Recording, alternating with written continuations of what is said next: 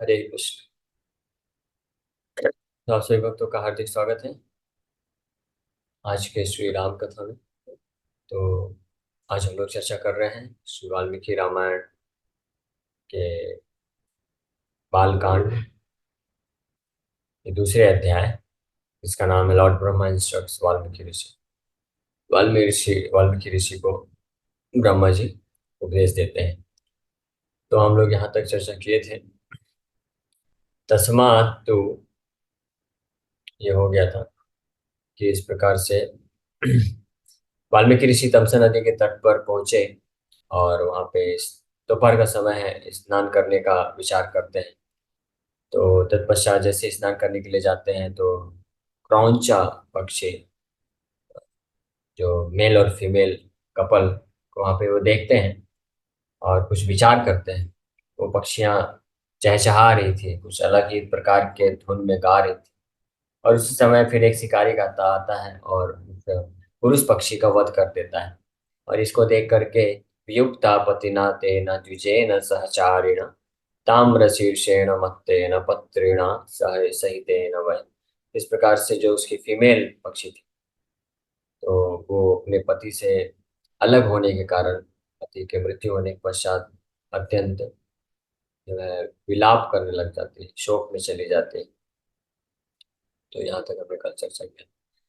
तथा तु तं द्विजं दृष्ट्वा निषादेन निपातितं ऋषेर्धर्मात्मनस्तस्या कारुण्यं सम्पद्यत।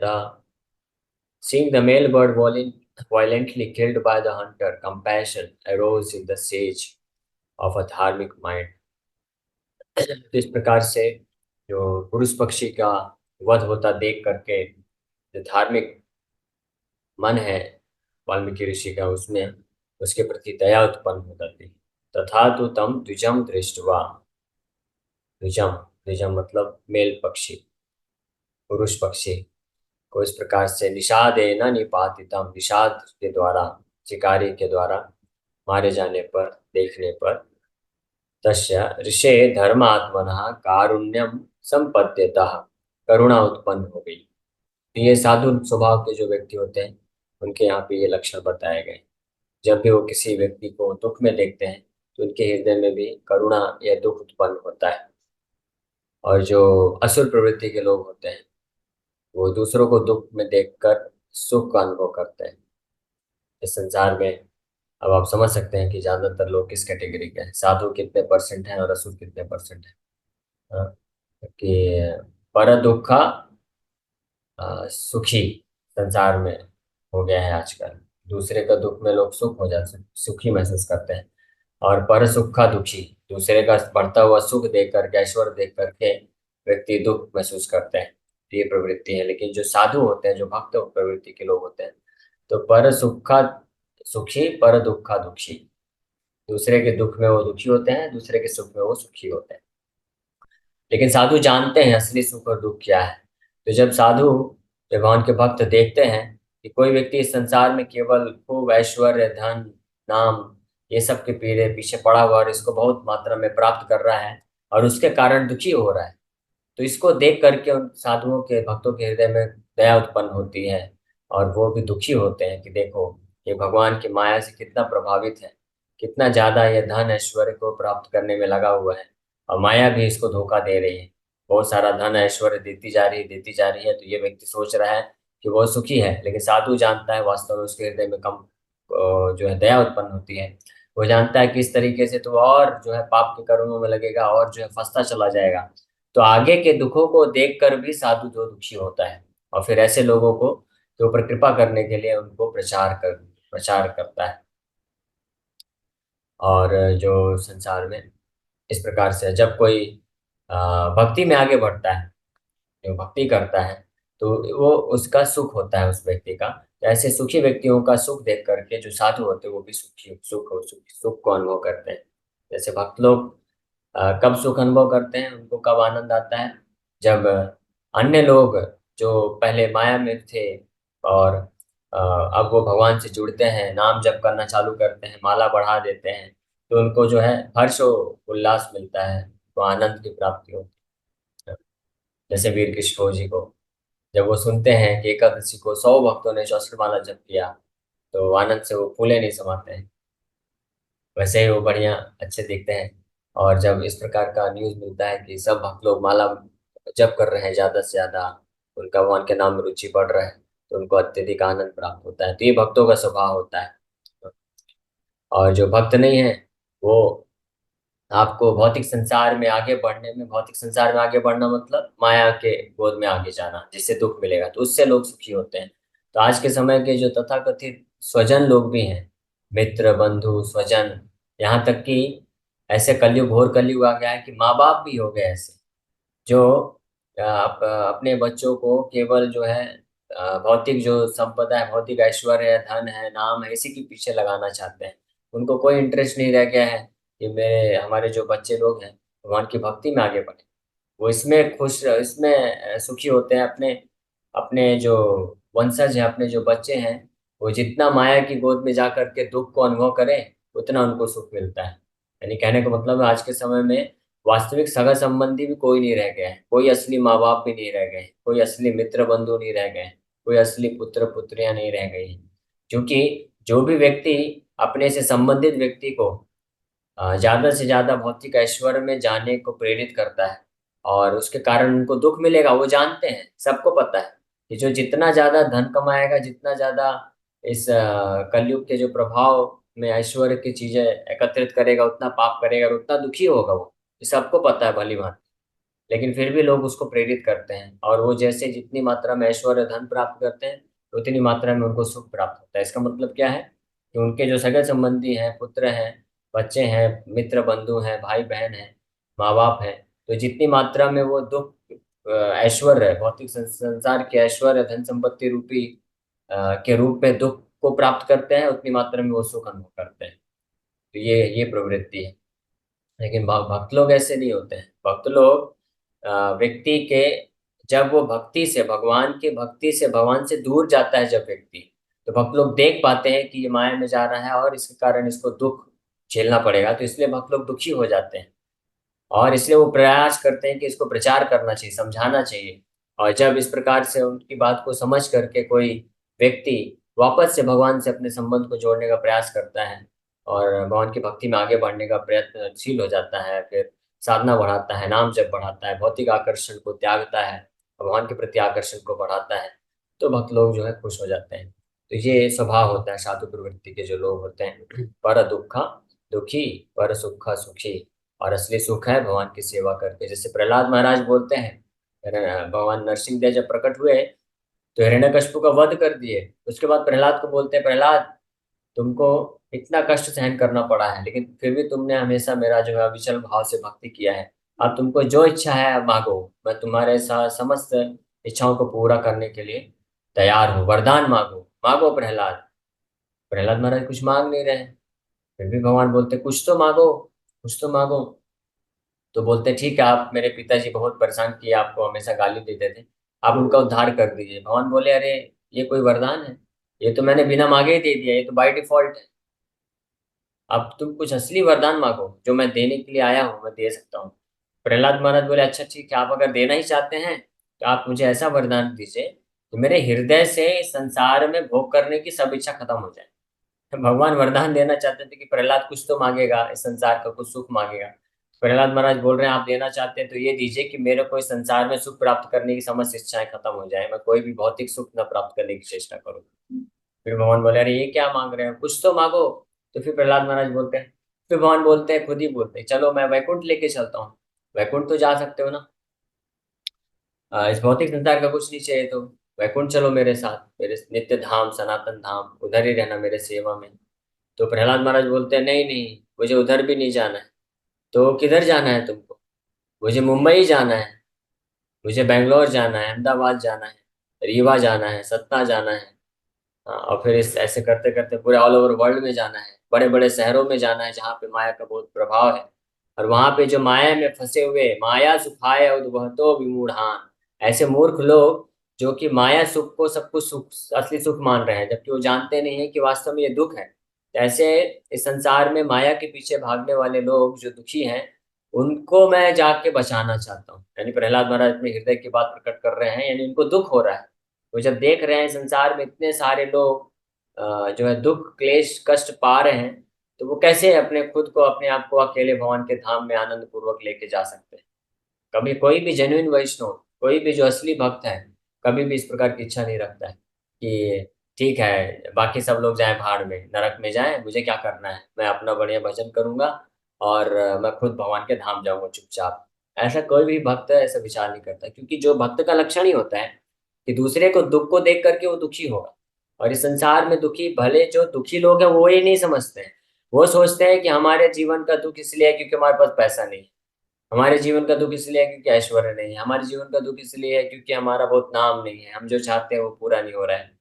वो कारण नहीं है। लेकिन जो भक्त होते हैं वो बुद्धिमान होते हैं, वो जानते हैं कि ये व्यक्ति संसार में लोग दुखी इसलिए हैं क्योंकि वो भगवान के भक्ति से दूर हो गए हैं, माया में घुस गए हैं। और जितना माया में जाएंगे, जितना इंद्रिय भोग करने की कोशिश करेंगे, कितना भी ऐश्वर्य पैसा कुछ भी आ जाए, वो दुख खत्म नहीं होने वाला है। तो भक्त लोग इस बात को जानते हैं, इसलिए भक्त लोग प्रयास करते हैं कि असली रूप में व्यक्तियों को, लोगों को सुखी बनाना चाहते हैं। इसलिए उनको प्रचार करते हैं, उनको समझाते हैं, उनको प्रेरित करते हैं। तो कई बार जो ऐसे लोग होते हैं, वो लोग भक्तों के द्वारा समझाने पे समझते नहीं है, बल्कि उल्टा समझते हैं कि अरे देखो ये कितना फोर्स करते हैं, या ये कितना हमको भौतिक जीवन में आगे नहीं बढ़ने देना चाहते हैं। तो ऐसे लोगों के सामने फिर भक्त लोग बड़े विनम्रता पूर्वक उनको प्रणाम करते हैं, बोलते हैं कि आप कृपा पूर्वक आप भक्ति करिए आपके लाभ के लिए। ऐसे से ये एक विधि है। हालांकि जो भगवान के भक्त जो प्रचार कार्य में लगे हुए हैं, हमको जो इस भौतिक संसार के जंजाल से छुड़ा रहे हैं, तो हमारा उनके प्रति बहुत ऋण है।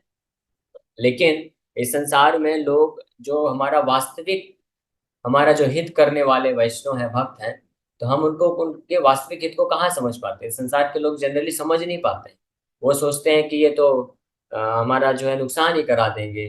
हमको बोलते हैं कि आप जो है ज्यादा से ज्यादा नाम जप करो, एकादशी में छुट्टी ले लो, हमारा धंधा ही सब चौपट करा देंगे, तो ऐसा सोचते हैं। इसलिए भक्तों को भी ये एडवाइस किया गया है, श्री चैतन्य महाप्रभु इसलिए पर्सनली शिक्षा दिए हैं कि भक्त लोग जो प्रचार करते हैं, तो नो डाउट उसमें कोई संशय नहीं है, वो बहुत महान कार्य है और सबसे बड़ा वो कार्य कर रहे हैं लोगों के उपकार के लिए। लेकिन क्योंकि लोग इस संसार के इतने पतित हैं, इतना उनका बुद्धि इतना भ्रष्ट हो गया है कि लोग समझते ही नहीं है, लोग उसको उल्टा ले लेते हैं, गलत समझते हैं। इसलिए भक्तों का जिम्मेदारी है, श्री चैतन्य महाप्रभु के फॉलोवर, अनुयायी, श्री चैतन्य महाप्रभु का भक्त होने के नाते सभी भक्त जो प्रचार कार्य में लगे हुए, उनका जिम्मेदारी है कि लोगों को बड़े विनम्रता पूर्वक, प्रेम से फुसला के, उनको प्रेरित करके, इनकरेज करके, उनको प्रशंसा करके कि ये न के न प्रकार है, किसी न किसी तरीके से उनको जो है भगवान भगवत भक्ति में आगे बढ़ाने का प्रयास किया जाए।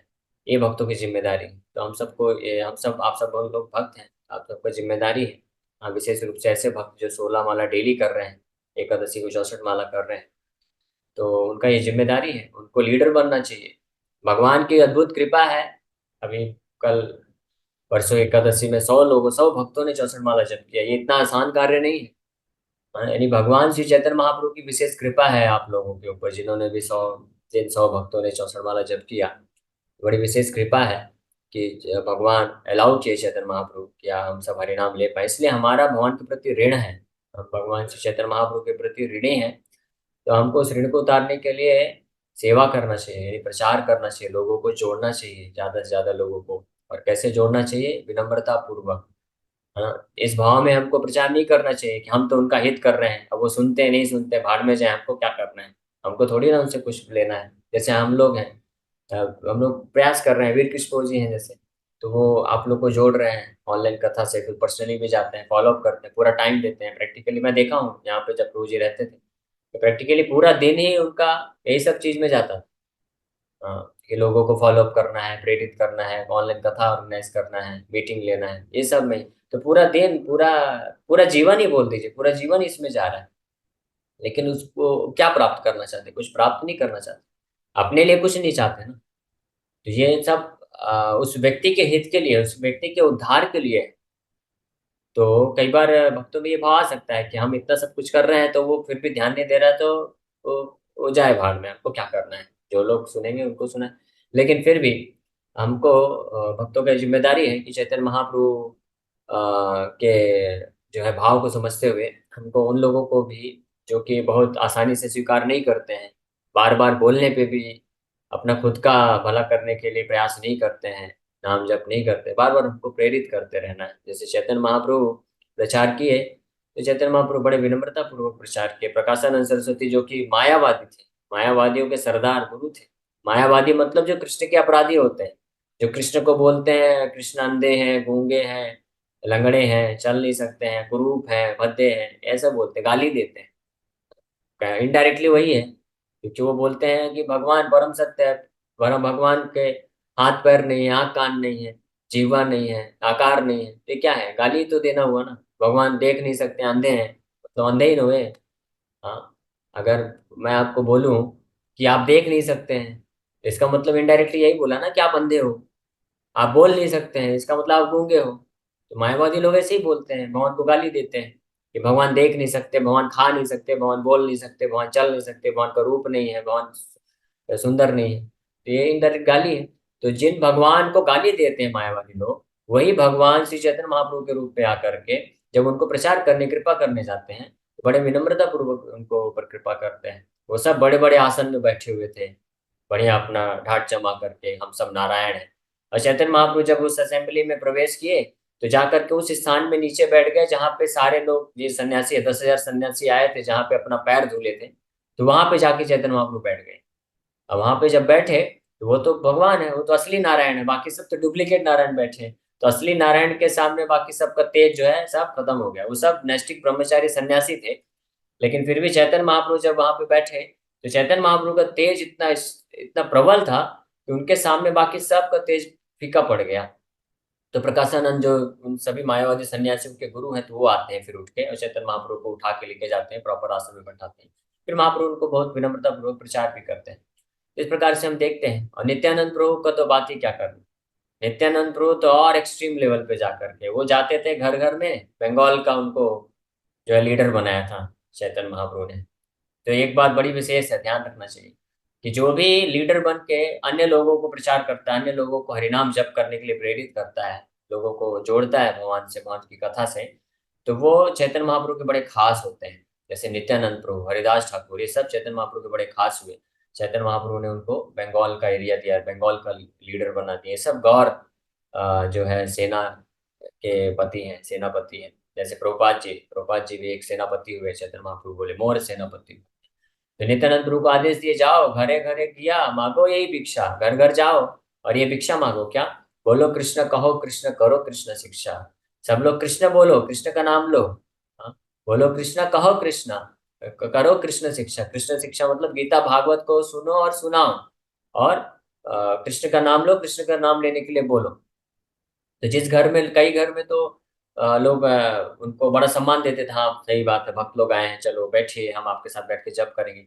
और कुछ घर में तो लोग जो है संशय करते थे, मन ही मन सोचते थे कि ये लोग चोर हैं, अभी हमारे घर में आए हैं, देख के जाएंगे क्या क्या सामान कहाँ पे रखा है, फिर रात को आके चोरी कर लेंगे।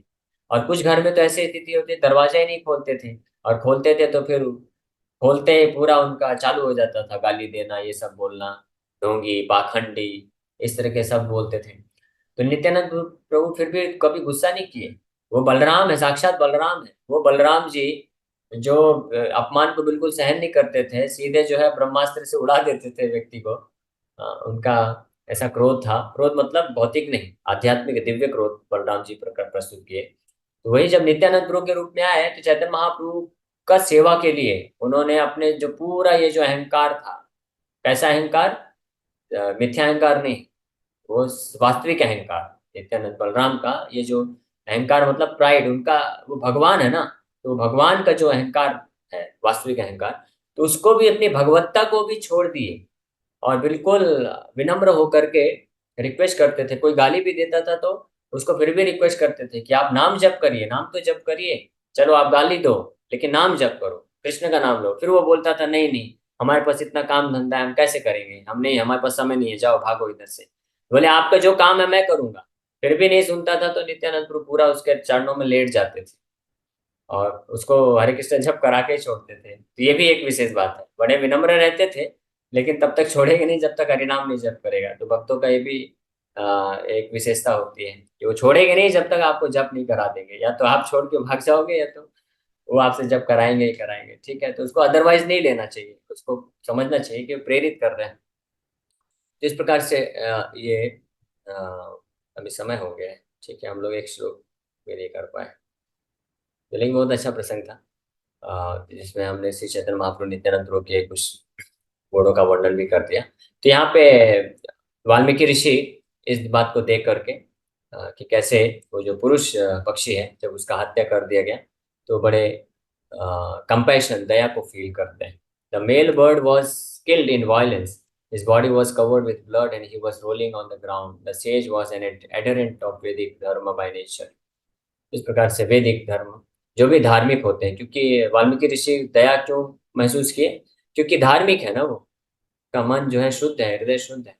तो वो भक्त जिनका नाम जप करते करते जिसका हृदय शुद्ध हो जाता है, तो वो अपने आप ऑटोमेटिकली स्वतः हृदय में फील करेगा, महसूस करेगा कि मुझे अन्य लोगों को भी प्रेरित करना चाहिए, वो अकेले नहीं बैठ सकता। ठीक है, तो इसी के साथ ही पे विराम करते हैं। Thank you very much.